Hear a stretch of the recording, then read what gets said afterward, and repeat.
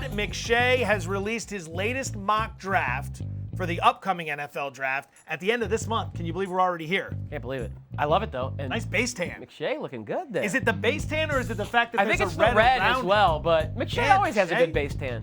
You know? Very nicely He's done. He's going to pro day, so he's probably spending all his time in the SEC and ACC where it's sunny. That's true. All right, let's take a look at his top 10. Trevor Lawrence, shocker. Whoa, Nelly. Quarterback out of Clemson, you may have heard of him. Number 1 overall to Jacksonville.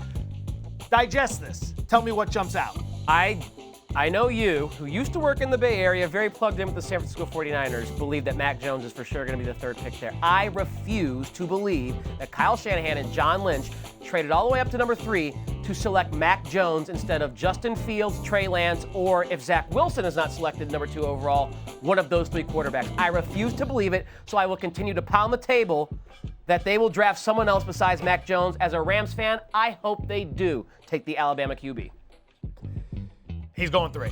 He is plus 150 to go third. I hope he so. was plus 175 at DraftKings yesterday to go third. I like him in this spot. He does what Shanahan wants. I don't think there's no reason for a smokescreen here. We know it's Lawrence and we know it's Wilson. Robert Saleh, the head coach of the New York Jets, used to be the defensive coordinator under Kyle Shanahan in San Francisco. I think he tipped them the pick. Niners know what's available, and now they're moving up to 3 to get the guy they want. Would you play the plus 150 or no? I would plus not. 150. No, I would not. I would pay whatever the price is on Trey Lance and Justin Fields before I pay it on Mac Jones.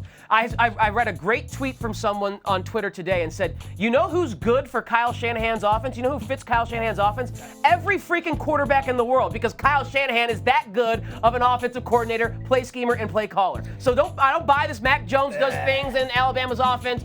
Any quarterback will succeed in Kyle Shanahan's offense because Kyle Shanahan is that good at developing quarterbacks. Not true. Jimmy Garoppolo went down. C.J. Beathard stunk. Nick Mullins stunk. Robert Griffin was good for a minute It's and then Nick got Mullins hurt. and C.J. Beathard. You said every quarterback. That's the best they will ever play in the NFL. Nick Mullins and C.J. Beathard. That's probably a pretty good Beathard. Beathard. Look at how many, by the way, how many first-round picks in the top 10 were all offensive players. This is what shocks me. Okay. Justin Fields falling to 11, so New England can trade up to get him. Penei Sewell dropping all the way to 13. The Chargers would absolutely sprint to the podium and do that for Justin Herbert. I don't think those two are going to fall that far. Focus on 23 because we're doing other notables. Okay. Travis Etienne, the running back out of Clemson, going ahead of Najee Harris. This is important because when it comes to the odds, Harris is the favorite to go first overall. You can get Travis Etienne right now at plus 150 over at DraftKings to be the first running back off the board. Now, some might say, well, it's McShay. He doesn't know what he's talking about. He could be wrong. He very well could be wrong. Last year, everybody said DeAndre Swift out of Georgia was going to be the first running back. Everybody said it. And then it was Clyde Edwards-Helaire. Running backs come in different flavors for what offenses want to do.